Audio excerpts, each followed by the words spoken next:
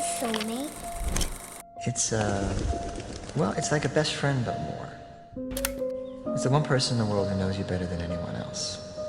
It's someone who makes you a better person. Actually, they don't make you a better person, you do that yourself.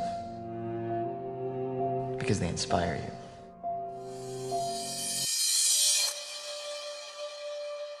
దేవవంతుని Ramesh గారు ప్రభగాన ఏకైక పుత్రుడు చిరంజీవి రాజా రమేష్ కు శ్వేతగిరి విజయరామ్ రాజు గారు శిరీష గారుల జ్యేష్ఠ పుత్రిగా చిరంజీవి లక్ష్మీ సౌభాగ్యోదయకు సాయి అపందని ఇచ్చి వివాహం జరపడకు దేవజ్ఞ